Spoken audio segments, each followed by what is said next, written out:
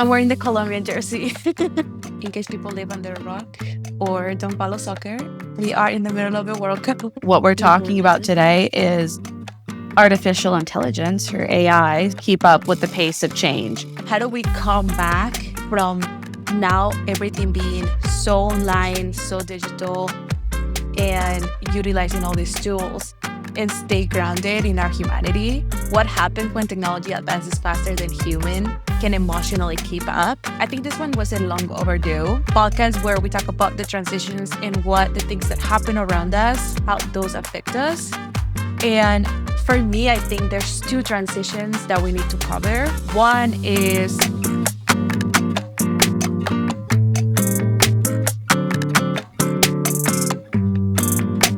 how are you? I'm good. I just took a shower. I've been gone all day. Are you ready for your trip? I am so excited for my trip. Yeah. I'm also so excited to not work for a whole week. Yeah, that sounds nice. Yeah, I just want to relax. And I am going to use that week to do a lot of research and a lot of networking and try to find a job. So a few of our friends, they're going to France in a couple of weeks. And I had to prioritize this trip because I have to see him. And then also we had a wedding. So I'm like, I might as well just go there. And Hawaii is expensive. So, but I am having the worst FOMO of not going to France. Yeah. And I told them, best case scenario, I get a job this week that I'm off. And so then I can just tell my company, like, okay, I'm out. I'm going to France. So let's hope for that. I don't know. How long are they going to be there? Will and Brett, they're going for 2 weeks because I believe they're doing something before that. They're going to go somewhere else. I think they're going to somewhere in the north of France and then they're going down. And then the second week, they're going to be in south of France. They're going to this event in Saint-Tropez and then coming back from that event after the weekend and then spending the rest of the week in south of France in a villa and then coming back. Wow, how nice. I know, dude. I really wanted to go and that is tough. All my vacations are in November, so I am What are you currently on? just working. Bahamas and Vietnam. Oh my God, you went to Vietnam with your boyfriend? Yeah, and it's my friend's wedding, so we're my gonna God. And you've never been? go. Oh my God, how exciting. Yeah, no, same. Yeah. I would love to be living my best life, though, on a Euro summer with the spritz in my hand. That sounds great. My brother just came back from 3 weeks and he texted me. He goes, dude, the depression of coming back to Colombia after 3 weeks, it's rough. He was like, I'm really struggling. I'm like, I can imagine. That sounds like the great life. How do people get 2 weeks, 3 weeks off in a row? I think my brother, he had a ton and he still has vacation that he's never taken. So I think he has 3 more weeks, but I think they accrue for us. So I have unlimited, which is like, what's unlimited? Like, when can I tap out? Because my previous company, I had unlimited and I never used my vacation because I couldn't leave the country. When I was able to leave the country, went to Colombia, went to Puerto Rico, and went to Spain. By mid-year on 2024, they sat me down and they were like, okay, we need to stop. This is a lot. And I was like, I thought we have unlimited. And I think top was like 3 weeks max. But that is to tell that there's no such thing as unlimited PTO. Yeah. And I get it. I mean, we're not going to take 6 weeks, 6 months, but I just feel like 3 weeks is really nothing, or 2 weeks, or whatever, however much people take. I think there should be a solid 4 or 5 weeks. I feel like, okay, no, Amanda, this is why we need to get a remote job or build up a business so we can just be like, okay, we just spend the next month expense by the job that we work on and we can go to France. That's the goal. Yeah. Be wonderful. We'll be our own bosses. I know there's other things that we need to talk offline. Let's dive right into it because in case people live under a rock or don't follow soccer, we are in the middle of a World Cup. And Colombia's playing today, hence why we're supporting. But I'm so excited. And so, yeah, I really love this time of the year. Or this time every 4 years. Yeah. I'm so bad with soccer or football, but yeah, let's dive into it since we were talking about work anyways. And what we're talking about Mhm. today is artificial intelligence or AI. So something that personally I believe you should probably get on the bandwagon with if you're not. So Yes. we'll jump into Yeah. that. I think this one was a long overdue just because I mean, we've been hinting about ChatGPT and our best friend and all of that. I actually was listening to a podcast today of this woman who she's a CEO for a company that enhances other companies with the use of the tools of AI. And so she has all of the back and forth, what to do, how to build that business from scratch, utilizing AI. And this is not a podcast for technology because people don't come here for technical Mhm. stuff. I think if you really want to learn about AI, we're going to link that episode. But this is an podcast where we talk about the transitions and what the things that happen around us, how those affect us. And for me, I think there's two transitions that we need to cover. One is 3 to 4 years ago in 2022 when ChatGPT was introduced. I remember the only reason why I was early on the game is because I had a friend who worked for Microsoft, and he was telling me that they were about to release this tool and to be ready. And at the time, the concept of ChatGPT and literally typing something and having this machine respond back to you was just so foreign. The only place where I've seen it is in Harry Potter when he's writing on this notebook and then the notebook disappears when he writes. And then have you seen, I don't know, are you a Harry Potter? Yeah, I love Harry Potter. I've I seen see. it's probably my most watched movie. Oh my God, I love Harry Potter. I actually seen that scene recently where he is like, do you know anything about the secret chambers or whatever? And then the book, and then the book disappears, and then he starts writing back to Mhm. him. I'm like, oh, this is ChatGPT. Yeah, I remember the moment when I wrote my first prompt. I don't even remember what I wrote, but when it just responds back to you, I think it was cool, but there was a moment of alert in my brain Mhm. because to have a machine that has the autonomy to be able to do that was kind of scary. And I immediately messaged my manager, and she can attest to this. I said, Victoria, we need to build up a presentation about AI because this is about to just disrupt everything. I mean, I Mhm. am using it right now. This is crazy. And then she was like, oh my God, I haven't heard of it, blah, blah, blah. And then literally a month later, the leadership team came up with, we need to start talking about AI. And I cannot remember a time before that, right? Mhm. Now it's part of all of my operational and administrative work, things that I do at work. I use it at home. It's such a big part of my life that the transition was very quick. The other transition that we need to cover is how do we come back from now everything being so online, so digital, and utilizing all these tools and stay grounded in our humanity, still making sure that we are offline, that we are prioritizing in person interactions. Because at the end of the day, technology can run forever, but humans do need that connectivity and that real life experience that we grew up with. So I think these are two different transitions that we can talk about today. I like this thing that came out when I was kind of building up the episode. It's not human to AI, but human with AI.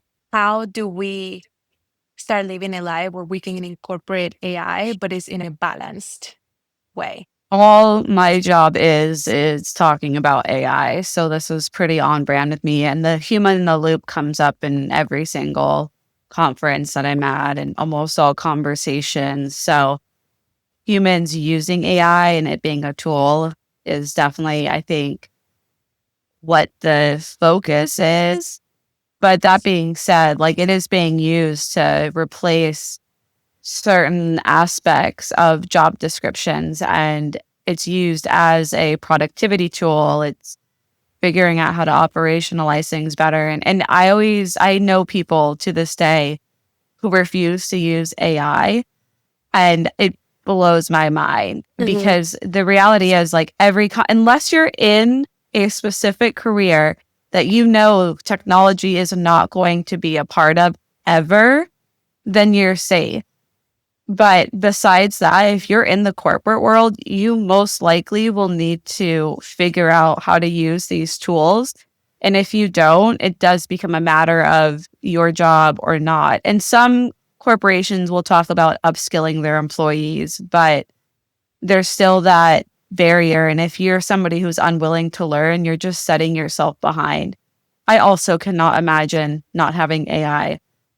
When I started this current job, I was still barely used it. And as somebody who worked in journalism, I've always written everything myself.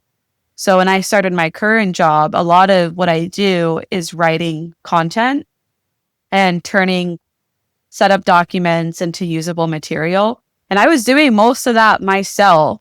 Oh, wow. Now I am all like ChatGPT. And that's my preferred tool. I do like Claude, but I ChatGPT just has more of my memory because that's where I started. So it understands how I write a little bit better. But cannot imagine doing my job now without it. I am so much quicker. Yeah. I think that you bring up a really good point, and it's the people that still refuses to use it. And that's why I want to define who this episode is for. And I think this episode really fall into that category, the people that feel afraid, and that's what we want to talk about it. And also the people that might be using it too much and is also feeling disconnected. And it's also feeling like I don't have a sense of community. I think there's three categories. There's the millennials. And I think the millennials, because we lived in a world where we didn't use AI, where we did the write ups, we did all of the creatives, like it was sat down and write every single word. And then seeing I think our generation is very engraved into we need to use it because if we don't adopt it at some point, and I really don't know which industry or which job will be without AI. It doesn't matter if the business at its core level doesn't mean it's AI, but at the very minimum, all the operational and administrative work that will be replaced by AI. And if a company, no matter what type of company or what industry, doesn't jump on that train, they are already having a disadvantage. And somebody else who's doing that job is gonna take that market share for that company. And so that is one thing. And I think as millennials, I think we were even forced, and people that don't use it, they are going to be forced to jump on it and learn about it because that's what the girl was saying today. She said she literally had a company where she had a ton of specialists. And when AI came, she said everyone got scared and they thought that they were going to lose their job. And she came out as a CEO said, nobody's going to lose your job. Train yourself using AI, incorporate it in your day to day, and you'll be safe. And then there were the people who adopted it, they're doing great. And now they sort of shifted their role, but maybe become more creative, more strategic approach. But now they're utilizing AI. And they maybe created a different type of role.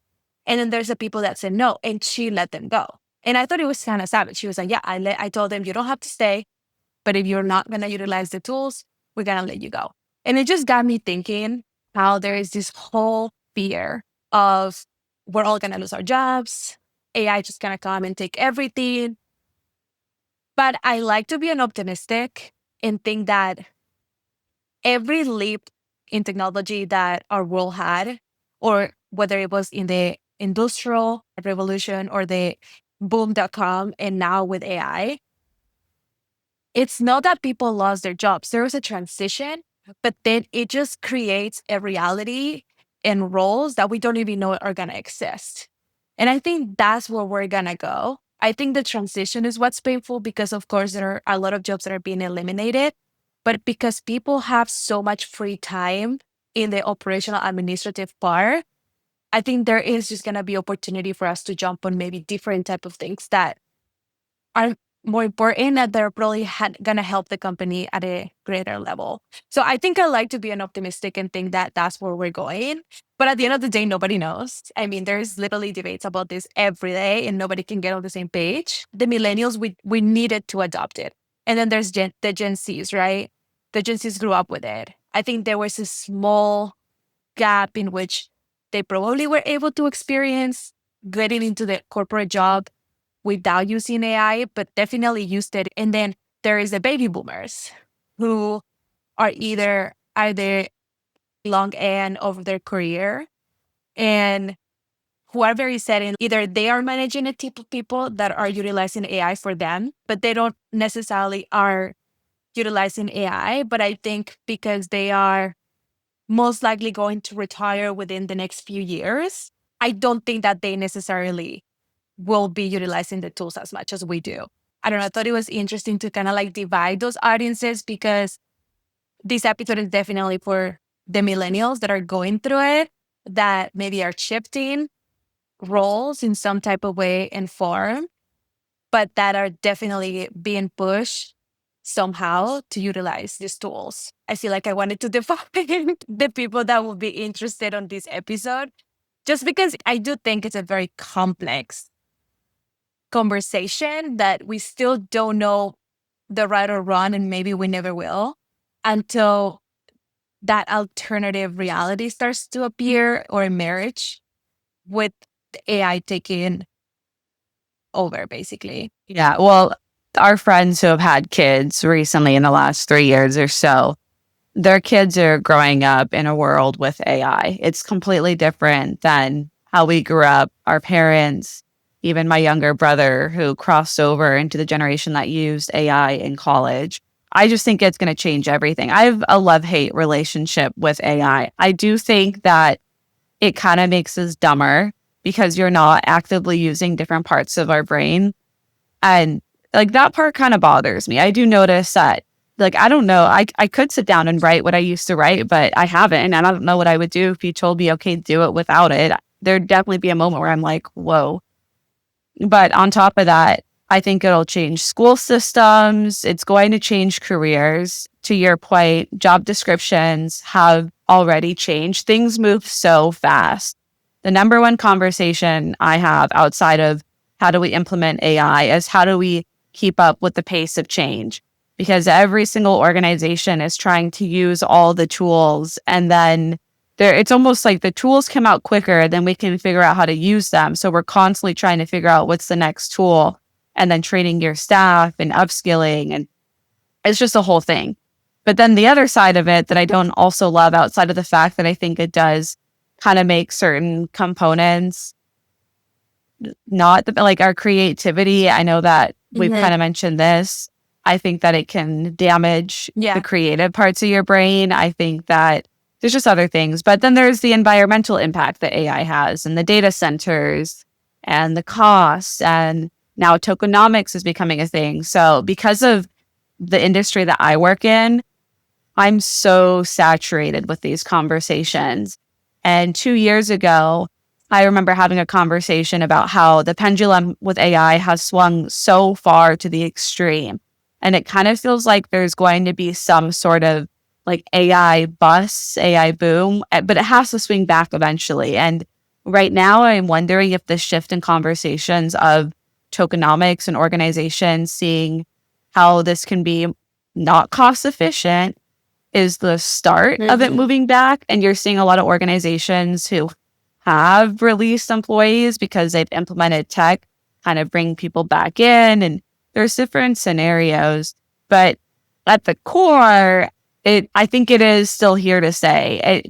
It's not going anywhere. No. And it's been here for a long time. Like AI is not a new concept. It is just newly incorporated into our everyday lives. It became accessible for the general population. And there's other components of it being accessible and security issues and yada, yada, not to get super, super tech, but it's been here.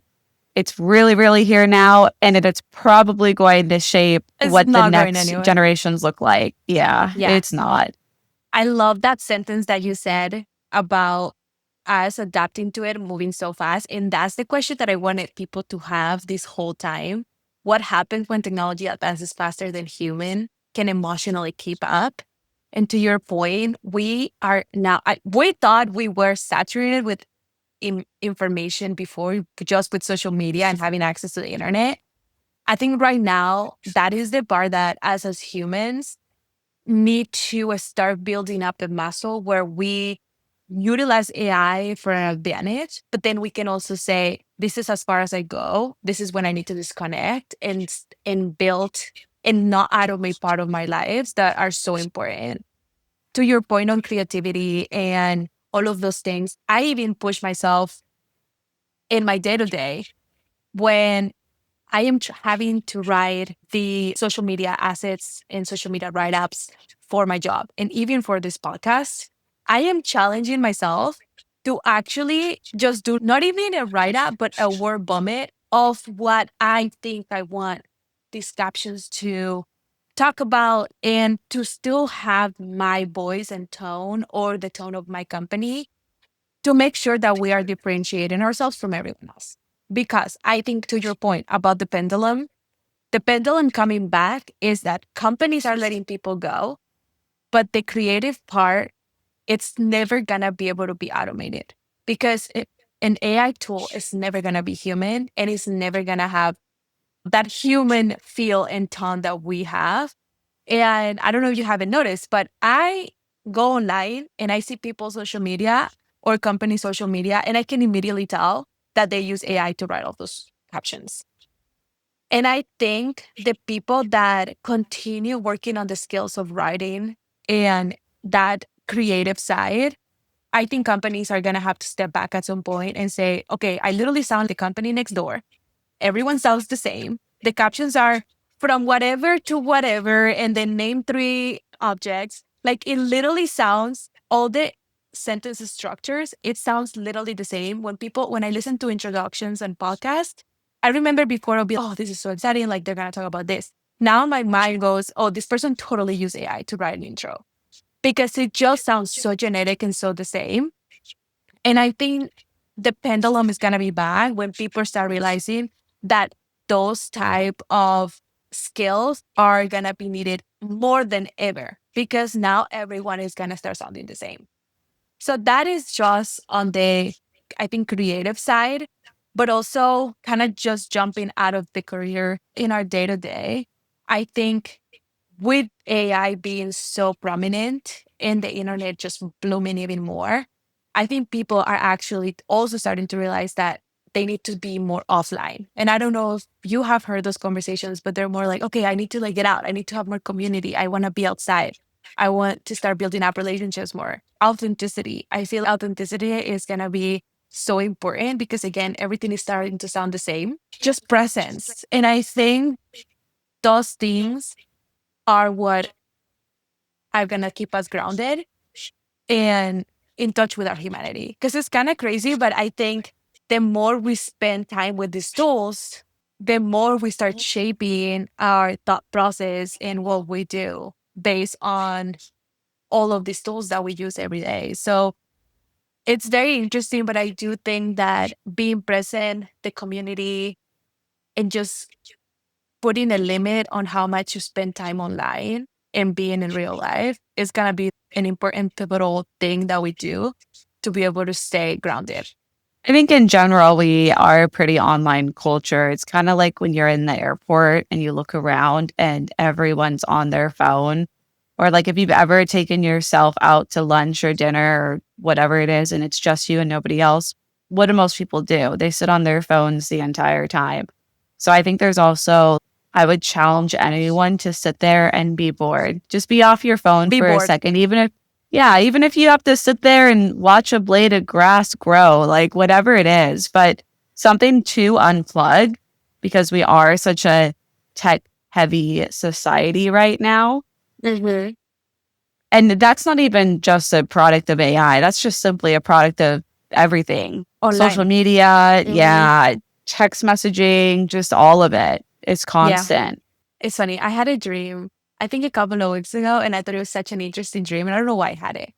but I think it's relevant. In the dream, I remember I felt like I called it the government. The government was trying to trap us and to put us in this little house where they were going to put us underwater and basically take our autonomy of humans. And we were just going to be a virtual reality thing. And I kept saying, oh my God, no, I can't be trapped in the virtual world. Like I need to live in real life. And I remember I was running away from it. And then I don't know if it was in the transition of waking up that I was having this thought, but I started thinking, what if they decide that they're able to actually download our consciousness into a USB, whatever, or There's a I don't Netflix those or chips, those maybe chips. it's not Netflix. Oh yeah, I've seen it. It's called Upload and maybe it's on Prime Video. But But it's basically it's that your consciousness was uploaded if you yeah. like pass away.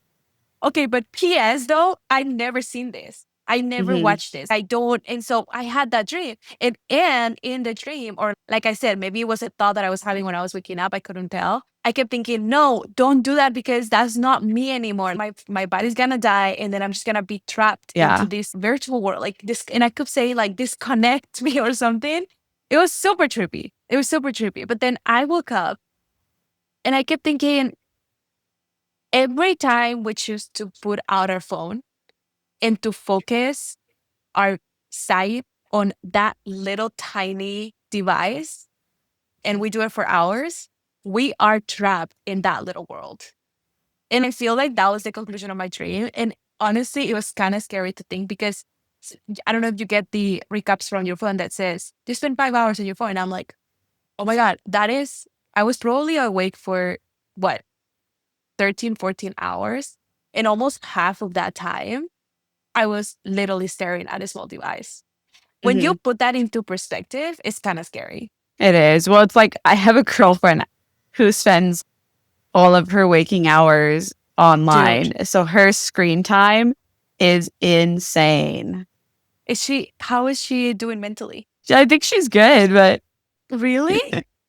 yeah, well, it's part of her job to do that. Okay, So it kind yeah, of makes sense. But I mean, I do think that it's always healthy to unplug. Like, you have part to. of, yeah, it's a double edged sword. When I hear these organizations talk about how productivity has changed because of these tools, and then it's like, well, what do you do with that extra time? And a lot of organizations find that their employees try to fill that extra time with like more work and being productive because the last thing you want to Hmm. do is be having a away status on Teams for 20 minutes because you finished your project early because you used tools that they provided. Like it's crazy.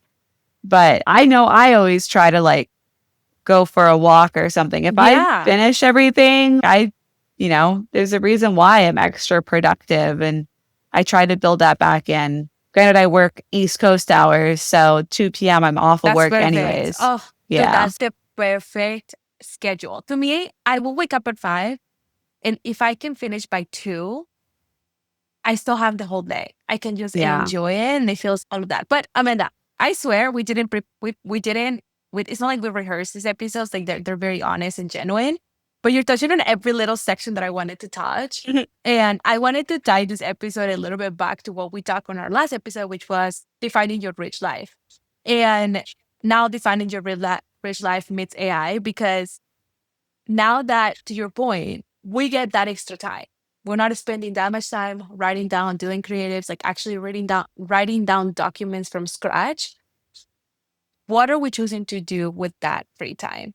And I Hmm. think and I don't remember back when the pandemic happened, people's constant complaints is that they don't have enough time for anything. If they had time, they would work out. If they had time, they would sleep more. Or if they had time, they would travel, whatever it is. But I remember there was a huge, I mean, besides the pandemic being crazy and a lot of tragedy happened, but people were feeling depressed and having mental health because they didn't know what to do with the time because nobody could leave and they had the opportunity to work from home. And that was huge, almost like life. told us, okay, well, you complain about not having time. Here's all the time in the world. What are you going to do with that? And people didn't know what to do with it. And so I think we don't know the answer. And you answer what you said is I prioritize going for a walk. For me, the moment I live, I don't even bring my work computer at home. I used to bring it and I was like, no, I am leaving and I'm going home and I'm not even going to think about this, like not check emails or anything. And I think that's what I was talking about before, being rational and being self aware of when it's time to log off and to prioritize being in person and going for that walk, hanging out with the people that you love. Yes, we can always be doing more. We can always be working. You can always be prepping for the next day. So you have to do less. But is that sense of optimization that we kind of covered before that it's endless. There's not a top. And if you wanted to optimize and keep optimizing, you can do that forever and never hit a ceiling. But the truth is, time is passing by. And we always talk about this in this podcast. It is now that you get to live and live your best life. And you have to make sure it's happening and make that decision because we have all these tools that keep pulling us back from that. And I think that's so important to bring up. Yeah, I wish that organizations understood that more. Like, I understand that a lot of people feel like their hands are tied when it comes to the corporate world. And Mhm. there's definitely some truth to that because, companies want to make money. So Yeah. they're going to do it somehow, which I totally understand people who are feeling the tension of wanting to be able to give back time to themselves and really feeling they can't at the same time. So then it's a matter of what do you do? And it's funny how we complained Mhm. about having too much time during COVID and then you get into a position where, well, I personally know that I am a victim of trying to fill my free time. And I think we've talked Mhm. about this before in an earlier episode, kind of forcing myself to take breaks and to not constantly feel I need to be busy and doing something. And Mhm. I've definitely learned the art of enjoying being home alone and taking a night off of anything. Mhm. But that took practice. I was definitely somebody who was used to filling my time with something. Yep. We are inviting people and putting this in light of what is going on because I think you said something very interesting. We need to teach ourselves how to step back.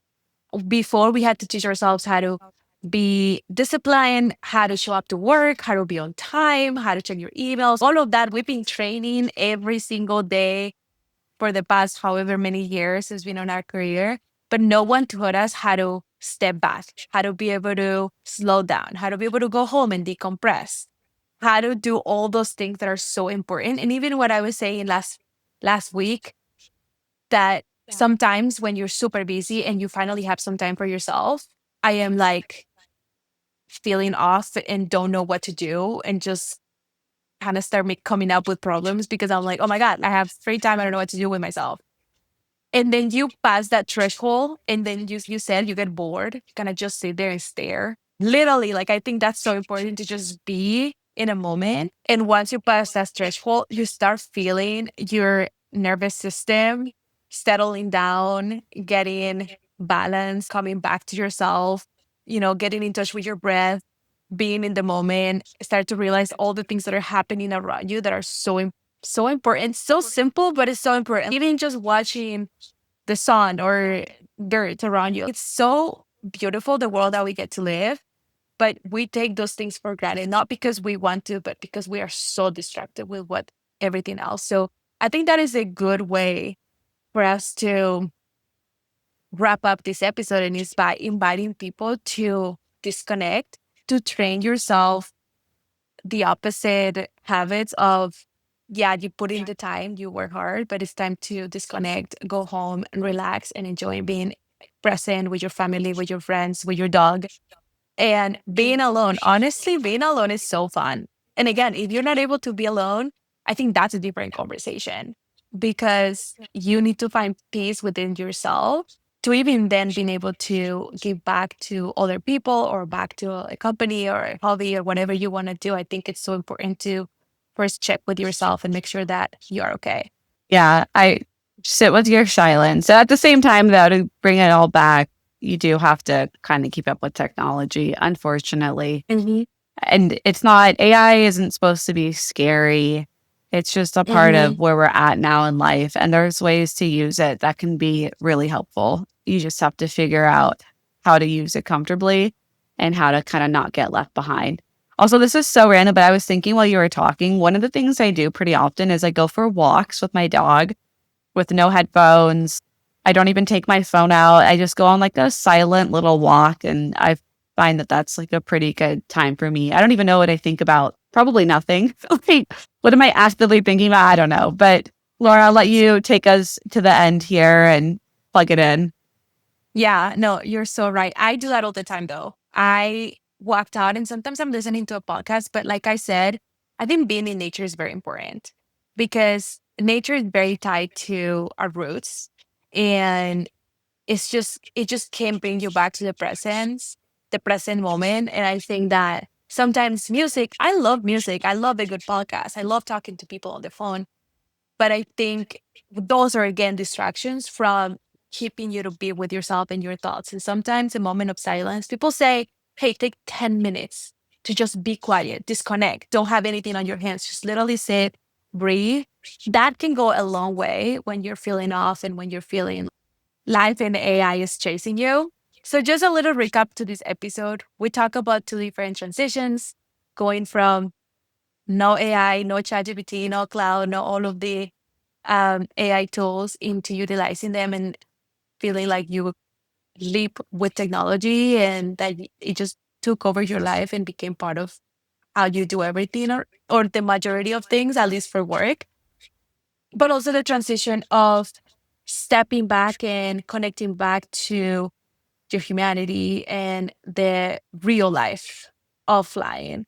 So I hope that people don't feel alone. I think the uncertainty is very interesting and it can be scary, but I also like to be an optimist and I like to think that we are somehow going to adapt and that people are going to be able to find jobs in different roles eventually as we evolve. There's a transition time, and I think it can be kind of painful and stressful. And I still see those people on LinkedIn who loves their jobs, but I also see a lot of companies posting and people recruiting.